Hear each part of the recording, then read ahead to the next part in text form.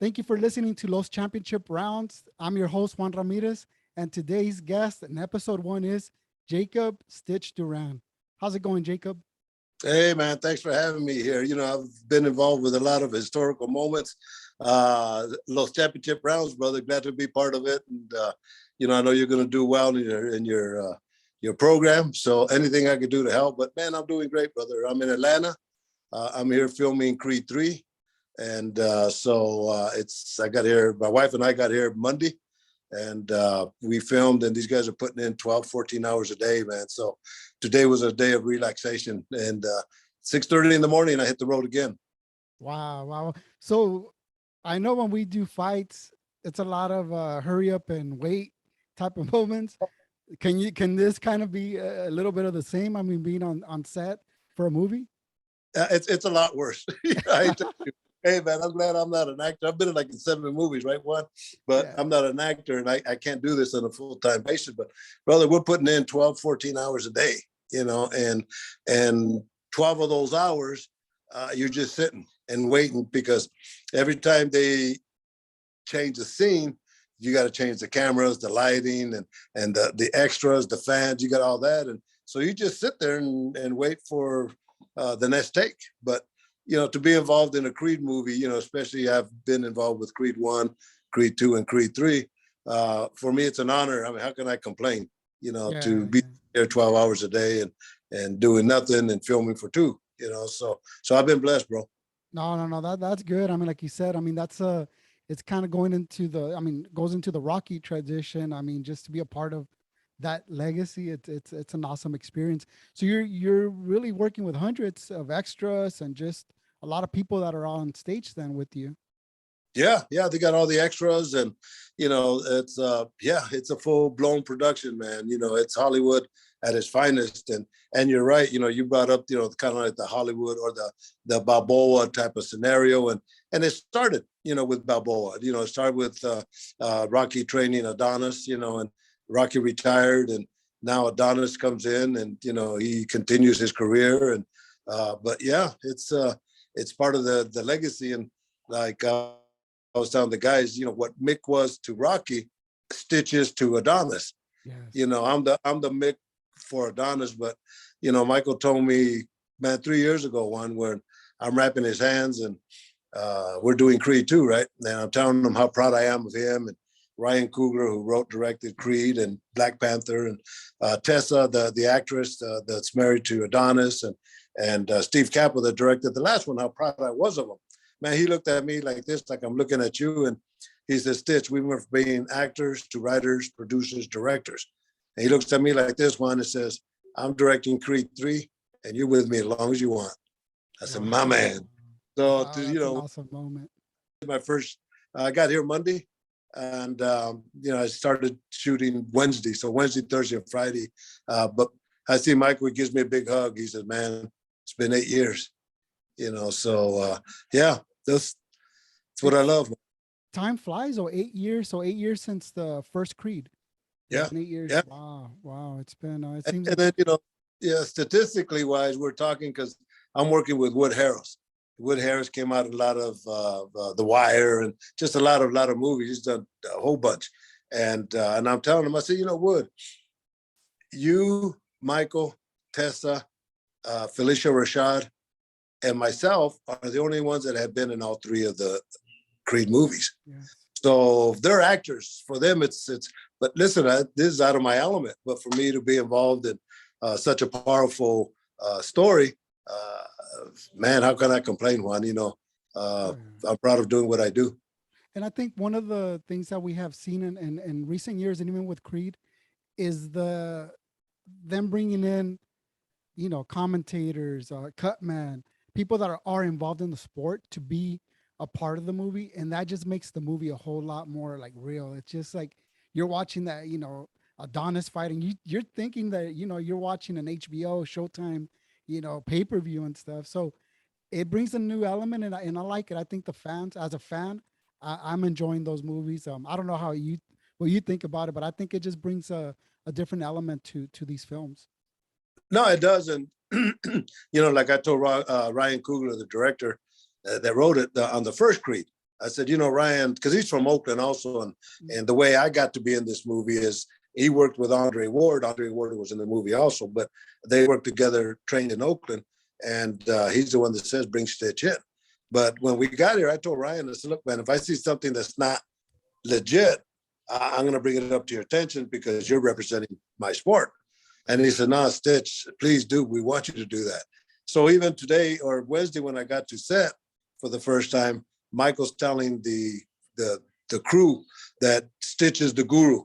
If you have any questions, go ask him. If you have anything, go ask him for anything. He'll advise you on what's the right thing to do.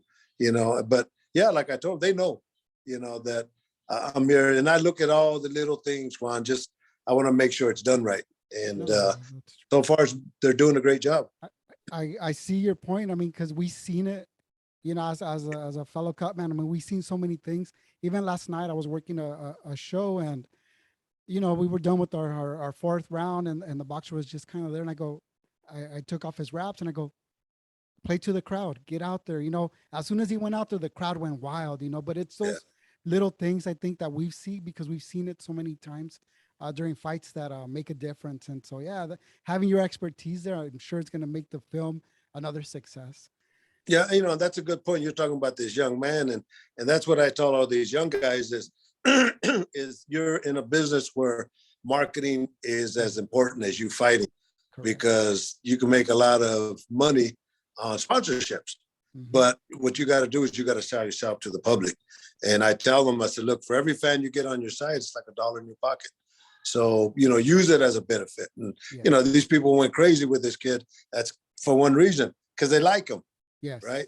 Now you start getting the exposure and you start getting TV time and, you represent whatever product you're working on. And, but it's a business, and so, I'll wait till the movie.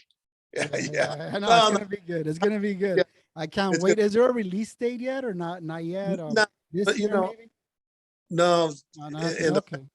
In the past, it's been right around Thanksgiving. Good. Yeah.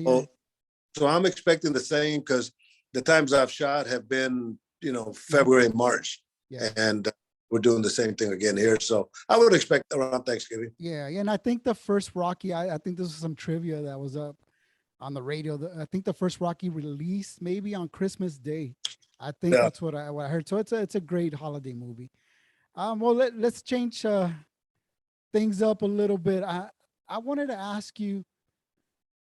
I mean, you're filming, you're doing Hollywood right now, but can you think back to the first time you stepped in that ring in a professional boxing match? Do you remember that day and how you felt? And look at yourself now, where you're at, and I mean, tell us a little bit about that. Yeah, that's a good question. Nobody's ever asked that question, So I'll go back to square one where when I got out of the military, out of the Air Force, where I was stationed in Thailand, where I studied the Muay Thai system, for that year I was there.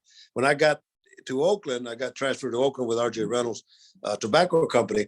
I got into boxing to improve my hands and went to King's Gym and Ice Pack. Pete Alvarado is the one that brought me into the world of boxing because I just wanted to learn how to box. So because I had elbows, I had the elbows, the knees, and that all that already locked in, but the hands were something that I could improve on. But so we started working with amateur fighters, and I remember the first fight I worked. That's a good point, man. He brought back a memory.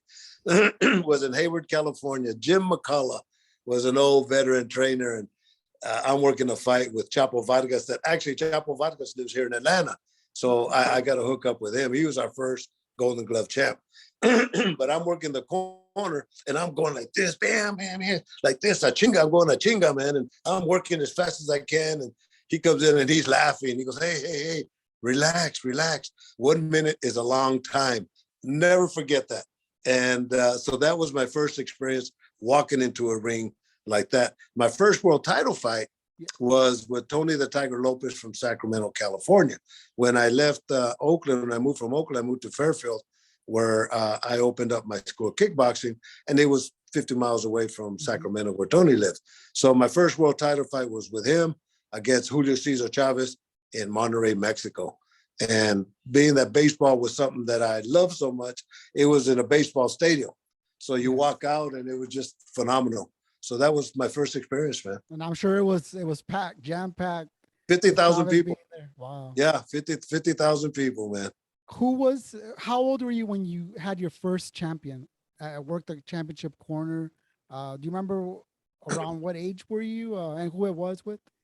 Well, you're talking about amateur or the No, pros? professional fighter. Your first major. Yeah, well, when I started in kickboxing, Mhm. but yes, of course, I had many world champions in kickboxing. But Dennis Alexio, if you remember the movie Kickboxer with Jean Claude Van Damme, well, Yes. the brother that was in the wheelchair is an actual kickboxer. Was at this stage before I met MMA guys was the best athlete I ever saw in my life. They retired his number in high school for football and baseball, and nobody does that, right? But great fighter. So I started working with him. What happened is when I just moved to Fairfield, and in Vacaville, they had a Tonset hut where they had gym equipment. So I started training there, not knowing anything, but I'm slamming the bag with kicks, bam, and bam, and bam. And Dennis Alexio's at the other side, and he comes up to me, and because he's saying, yeah, those aren't your normal kicks, right? So we started working together. And I started training them, but I worked many fights with him and Ray O'Donnell and Chai Smith and a lot of guys. And Javier Mendez worked with him. Also. Yeah, when he was with Scott Coker, we used to fight under Scott Coker's promotion. Yes. And now, he went from there to Strike Force, and from Strike Force, he went to Bellator. So, yeah, good question, man. A lot of history. I get, and sometimes you look at fights and you see older fights and you see a lot of even if we look at Eddie Reynoso, Yeah. People may think like he just all of a sudden he became trainer of the year, but they've been putting a lot of work. I mean, you see the fights back from the 90s, and they were in those corners. He was in there with his father and all that. So it's interesting to see the history. The history you have with Mendes, with them. It's not Scott Coker. This is years and years of knowing them and being in the trenches with them. As they were growing, you were growing. So that's a very good. That's interesting that you have that history with them. Yeah, you're right. That's a good point, because we were, excuse me, we were all growing together. That nobody's ever thrown that out. But if you know my history, Scott's history, Javier Mendez's history, we all grew up together. I didn't train Javier, but when he fought on Scott's cards, and of course I had my fighters, I would always work as his cutman. And like Frida Gibbs, we were talking about it today. She was a world champion. I think she's from somewhere in Georgia here. But she was fighting, I don't forget, in Santa Cruz. It was a TV fight. And I was going to be her cut man. And this other trainer pulls a ringside satin jacket out and he puts it on, and it's all wrinkled and all that. And I looked at him and I said, "Man, you can't wear that. This girl's fighting for a world title. She's defending the world title. It's on TV and you can't embarrass her." I made him take it off. And you know that. Mike Basil's here. He's already saying, "Man, you even got me ironing my shirts now." So that's one of the things. Hey, presentation, man. It's funny because last night we were talking about that. One of my Cutman friends also, he made a custom jacket. He said he spent about $300. Got his logos on it. But I go, you know what? It's Marky. I go, Marky, you know what? You look sharp, bro. It looks good. I go, it makes a big difference for you to present yourself in a professional manner. I mean, especially MMA too, but boxing, you can't go out there and look, all wrinkly and stuff like that. No, I agree. Yeah, it's different because in MMA opposed to boxing, they use different materials. Yes. The cottons and all that. Boxing, a lot of the satins, and satin looks ugly when it's wrinkled, bro. Right. All that. So no, that's interesting. But what do you remember that moment when you said, "You know what, I'm destined to be a cut man"? When did that moment hit? Because you were training people, you were you were training yourself. You did Thailand. You learned from a lot of people out there. But when did that moment say, "You know what, I want to make the difference as a cut man"? So you'd be very good at this. Is your first show, bro? This is my first one, man. But you know what? You understand the game, right? And you understand what fans want to hear, and I got stories, man. So I'm sure we'll be doing multiple Yes. uh, Zooms together, man, because I want to tell my story. In fact, they're filming a documentary on my life right Right. now as we speak. So the stories that I have, but hell, I'm bragging so much I forgot what you asked. You know? No, no, no. The question is, when did you Yeah. know you were When destined for yeah, this? it just it happened in kickboxing. Like say Pete Alvarado Ice Pack is the one that got me involved in boxing, and it was the amateur fights. And but as I had my school, I was working with kickboxers. I started working with some boxers out of Sacramento, and Will Edgington was the premier cut man from the Sacramento area at that time, older gentleman.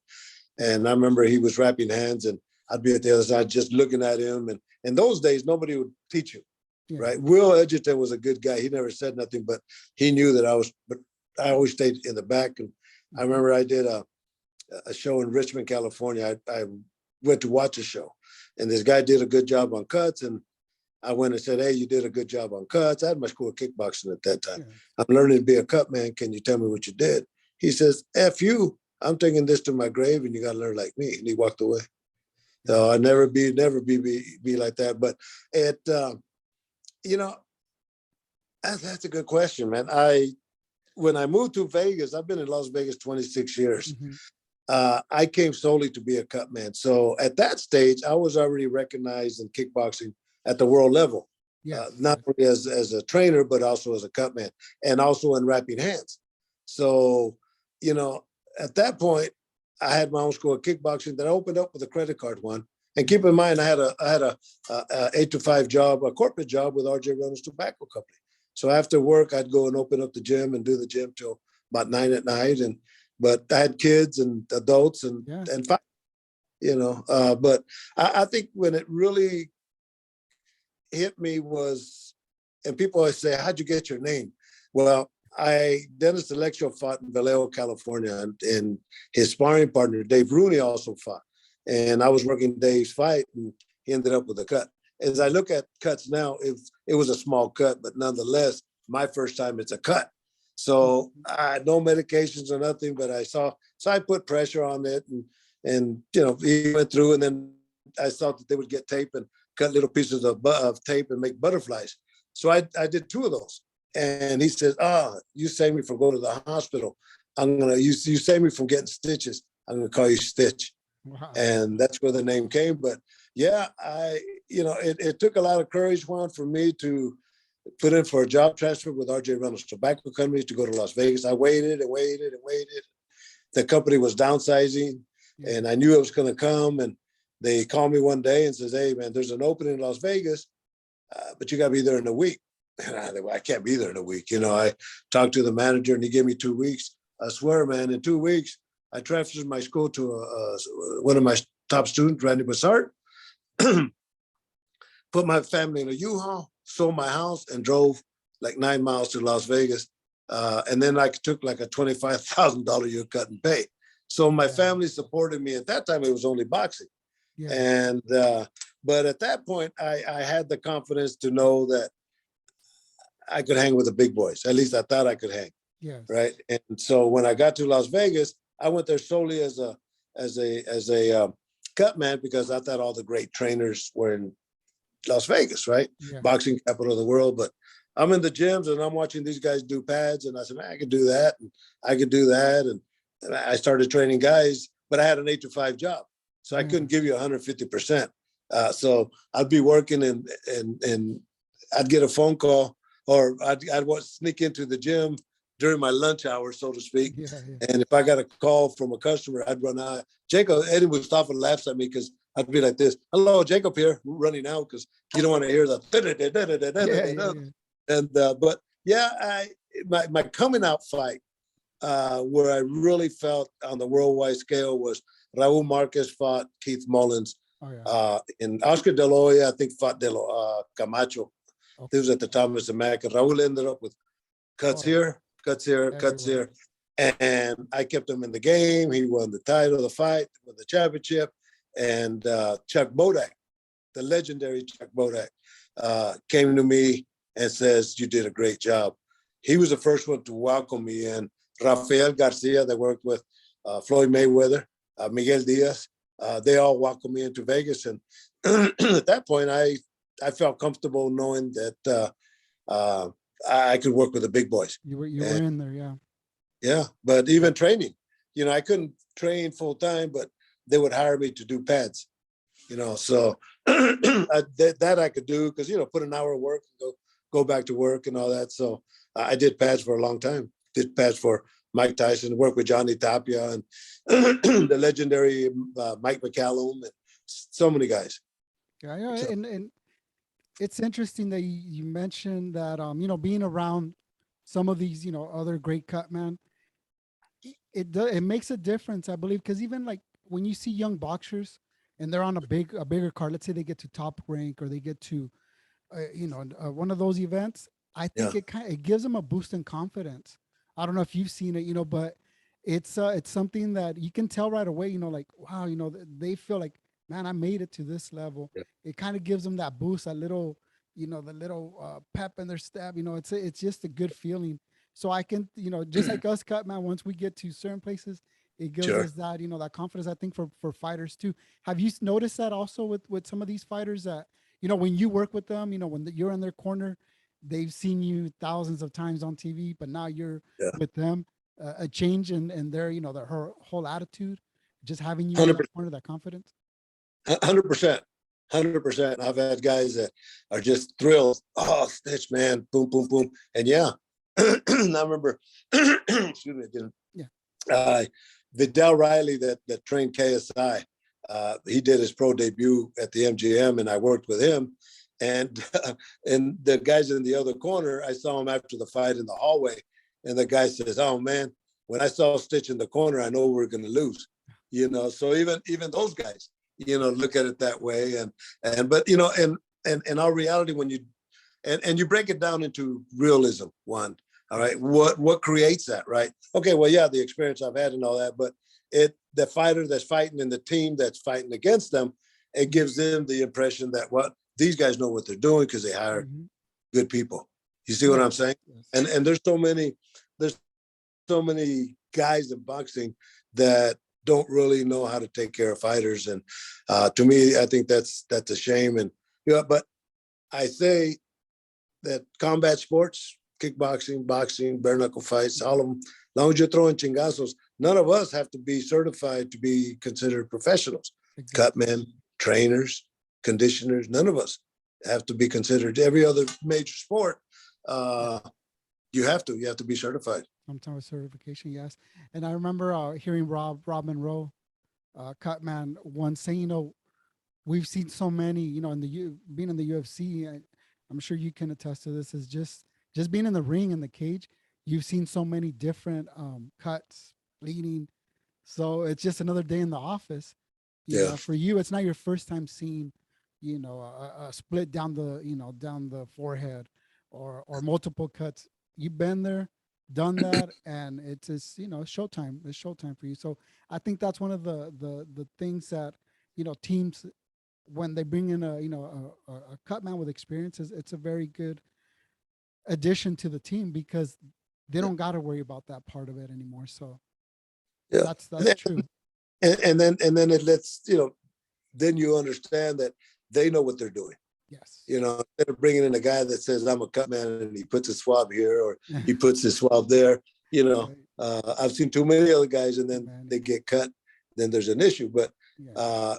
like you and I have done Bellator together. You've worked MMA shows and you still do MMA shows. If guys that I recommend, like yourself, I recommend them because they have MMA experience. If they were only boxing, uh, Yeah. then the chances of working cuts, we work cuts all the time in MMA. You know that. You've worked them, I you work. So those are the ones that get my preference when it And comes to that's a good point, and I think maybe touching on that for guys that want to get involved in in the cutman profession, that's a good gateway. If you can add to, I mean, getting into the MMA, even whether it be amateur MMA, because a lot of these amateur MMAs you're doing 10, 15 fights a night, maybe yeah. more. So how, do you feel like that's the avenue if a young up and coming cut man wants to get that experience for them Well, to? you definitely got to, yeah, you definitely got to do that. But I get requests like that all the time. Yeah. People are messaging me and they want to be a cut man. They're a paramedic or they're a nurse and all that. And I said, all that is fine and dandy, but in reality, here's what you have to do.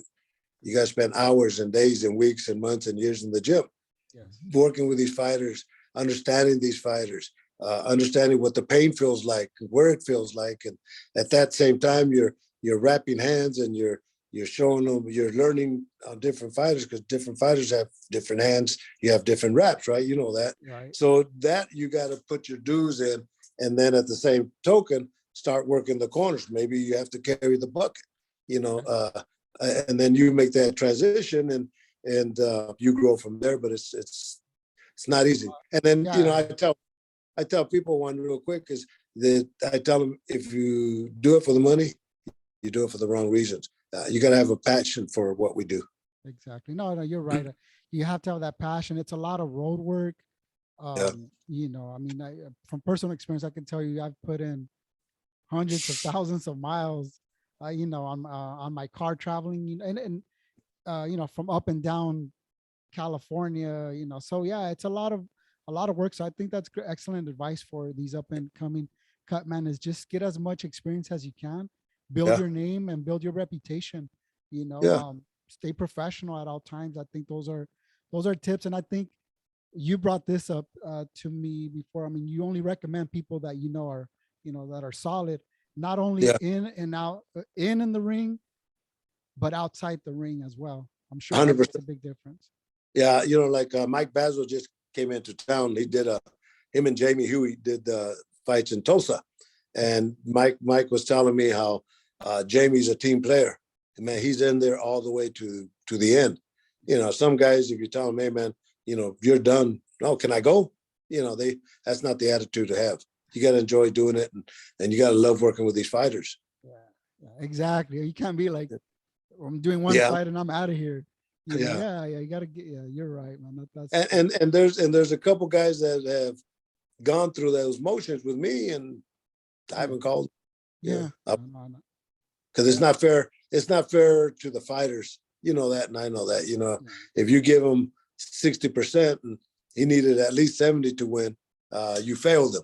Yeah, So no, you got to be there, and even even after the fight, I mean, to be there for support or even to clean them up, maybe after a tough loss or a tough fight, just to be there to throw that answer on an ice bag, or just to be there, just to put your hand on their shoulder, makes a big difference. I mean that's you going 110% and showing that you're there for more than the pickup of a check. You're there because you actually care about the yeah, yeah. person and the sport. So No, you're right, man. In fact, I said it at the filming Friday with Wood Harris and the people we're filming with that gladiators. They're modern day gladiators, but deep inside they're babies, right? And we have to take care of the baby. And let me give you a good example that every time I tell this story, it gives me chills.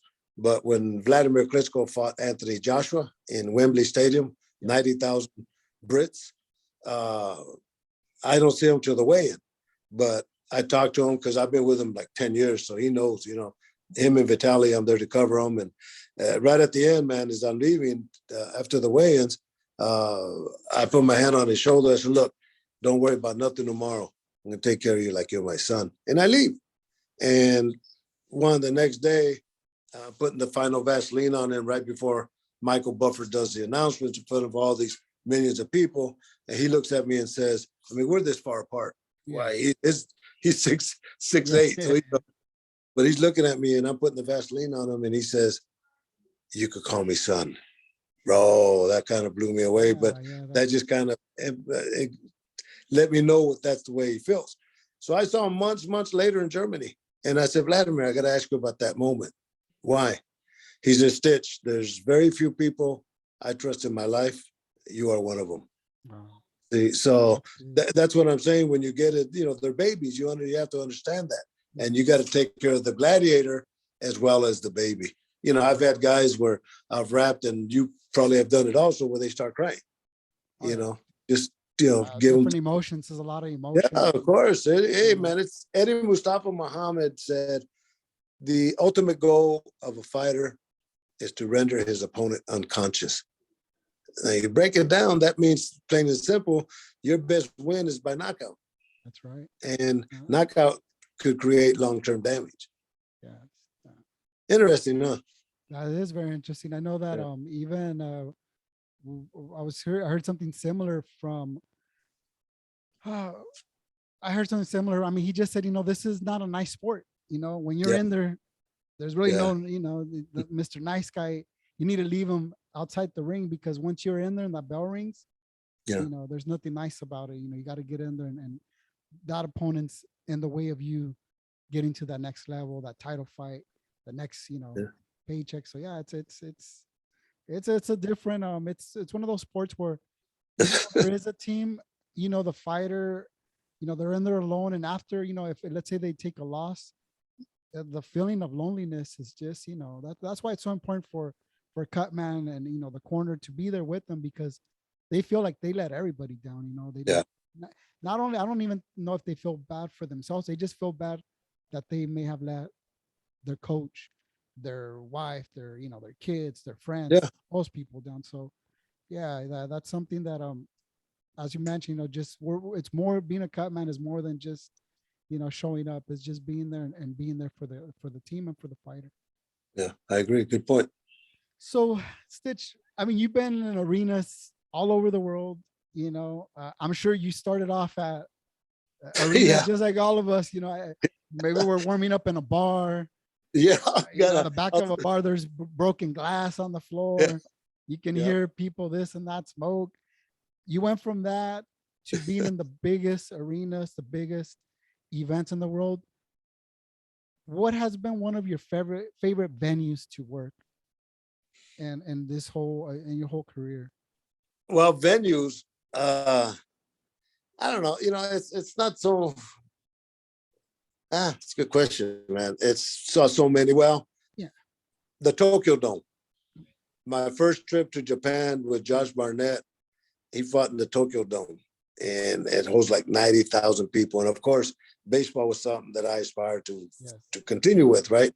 So I walk into the Tokyo Dome, and I look up, and I see people all the way up on top, and I'm looking, and I think, man, you got a little kid from Planada that's right in the middle of all these people. They all came by to see this area where I'm at, and that really struck me as a pretty powerful moment. But I've been in, Madison Square Garden, of course. The documentary that they're filming is called "From the Fields to the Garden" because Oh, nice. I grew up as a farm worker, as you know that, right, Juan?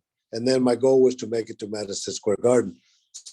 So they filmed Javier Mendez and Cain Velasquez, and they're gonna get Triple G, and they want to get Andre Ward, and but they're gonna be interviewing Michael B. Jordan here while we're doing some filming, and then they're done. But I'll let you know how things Oh yeah, progress. yeah, definitely. And so we got that, but yeah, but that's What does 2022 have in store for you? I mean, any you got already lined up some fights, or how's 2022 looking for you? well, it started off in a bang, man. I've been blessed to do these top rank shows.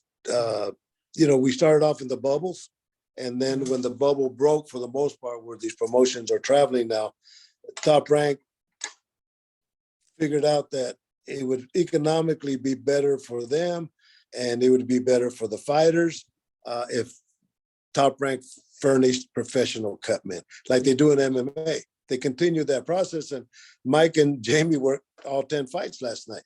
So yeah, that's the program that's being followed, and from there you just continue going. But I don't know, I got this movie here, and I was in Dubai for Thanksgiving. That was a change where they want me to come back, I think, with Badu Jack.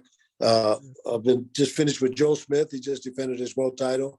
But also there's a group that's trying to formulate a union for boxing, for combat sports. Correct. Where there's going to be health benefits, and there's going to be advisory committees that, these poor guys, they have nothing, and So I'm working on that, and then no telling what kind of fights are coming up.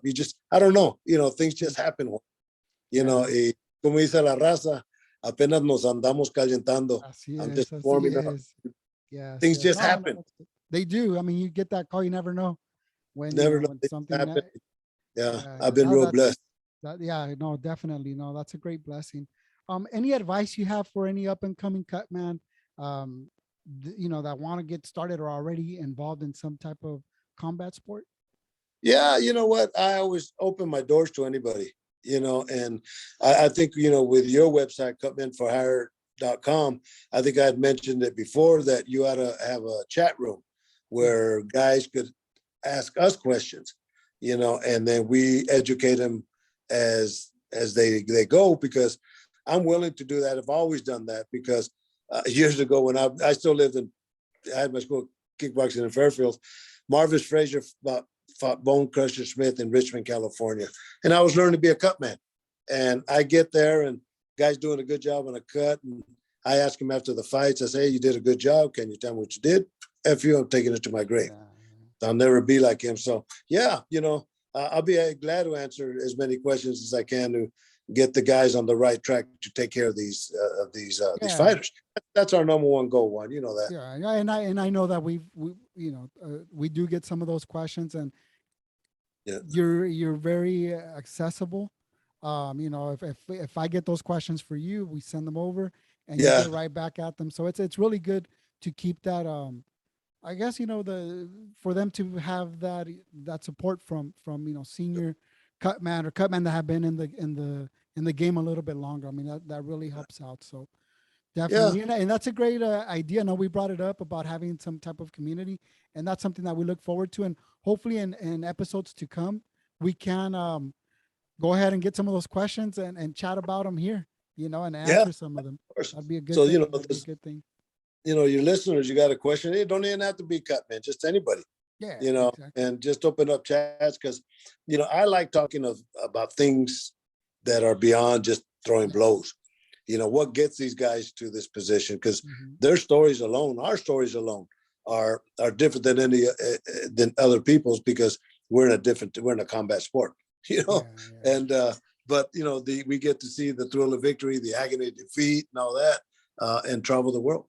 So no, definitely, that's true. I mean, it's a great experience, and like you said, getting to know so many people worldwide. I mean, I'm sure you've had the opportunity, like you said, Japan, Saudi Arabia. You've been all over the world, and just to get to talk to a lot of people have similar, whether it be, we have something in common, whether it be, boxing or MMA or helping fighters. It's a great feeling to be able to connect to them worldwide. Yeah, it's beautiful. I mean, I'm having dinner over here with my wife and Mike Basil, and this guy recognizes me. And my wife and I are having dinner last night, and we're sitting next to this couple, and turns out we start talking, and the guy's been a cop for 26 years, and his friend's girlfriend is a judge, and she's saying, well, I work with troubled kids on Fridays. We have this and this, and maybe you'd be able to talk to them. And I said, yeah, but I'll be filming. But I looked at my schedule today, and I figured I'm off this coming Friday. So I'm going to contact her, and if she wants me to go talk to the kids, I could do that. So yeah, things just happen. I'm the kind of guy where I'm blessed to do what I do, and if anybody gives me some kind of offer, if they could, if I could help them out and help me out, it's done. It's fun doing those things. Yes, giving back's definitely, something. We're almost done with the interview, Stitch, but I have a segment here on those championship rounds called 12 rounds in 60 seconds. So I throw out some questions. You just give me first thing that comes to your mind. All right. All right. Let's just shoot for it, man. Are you ready? All right. Yeah. Hold on. Don't worry. This is a PG show, so we're not going to throw anything too crazy out there. Right. All right. Good. Let's go for it. All right. So here we go. Favorite fight movie? Creed 1, 2, and 3. Okay. the ones I was in. Tacos, adobada, asada, or tripa? Tripas. I love tripa. Dream car? I've always wanted a Porsche, 911. Nice. Okay. Favorite city for fights? Rio de Janeiro. A guilty pleasure? Sweets. I love sweets. Favorite all-time movie? Major League. Well, Major League, the Five Heartbeats. Those are my two favorites. Dogs or cats? Dogs, but I love cats. The balance of the cats. Nice. Planes, trains, or automobile? I've never been to well, it'd be planes. Yeah. Favorite music? Tex-Mex. Uh, Favorite holiday? I got to say it's Christmas. Best walkout song you've ever been a part of? The Rocky theme. Dun, dun, dun, dun, dun, dun, dun, dun. How can you not beat that? Right, right. Best fighter entrance? Wow. Deontay Wilder did pretty good. Hector Macho Camacho. There's too many of them, right? Emmanuel, But Camacho okay. did All right, good. man. That's 12 rounds in 60 seconds. I want to thank you, Stitch, for being on those championship rounds. It was a pleasure, and I know we're gonna do this again. Um, we'll be answering questions. I'll have ask Stitch, and hopefully we'll get a little community going where people can write in their questions, whether it be about Cutman or just the boxing business or behind the scenes. I'm sure that we'll get something together. But any shout outs you wanna send Yeah, before we close?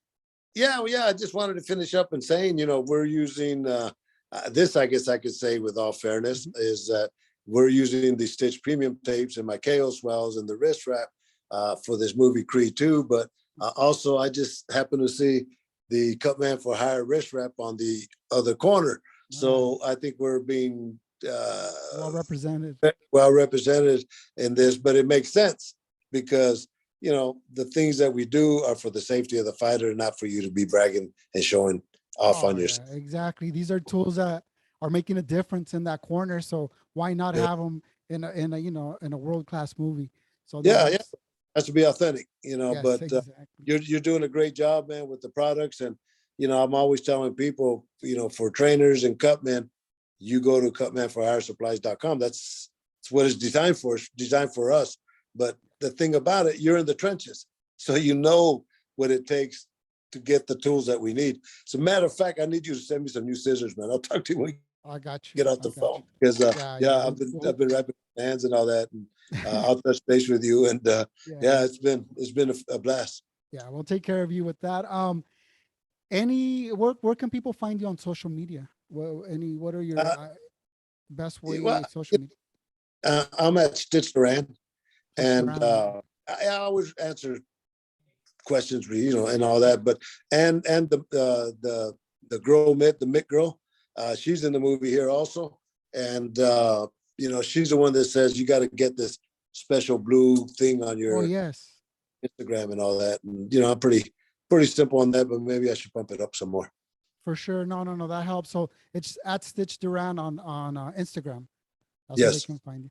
All yes, right, Stitch. Well, thank you. Thank you for spending time with us this evening. And I know you're 3 hours ahead, so it's a little yeah. late in Atlanta. But I just want to say thank you and God bless you. And we'll be talking soon. Anytime, man. And congratulations. What a beautiful show you have, and great Thank you. questions. Thank. And it's good conversation, man. So you need like 2 hour shows, bro. Oh yeah, yeah. No, we'll get there, and I hope to have you on soon. Take care. God Anytime. bless. Pleasure. All Thank right. you, Juan. Thank you guys for listening to Los Championship Rounds. And stay tuned. We got another episode next week. Take care. Bye bye.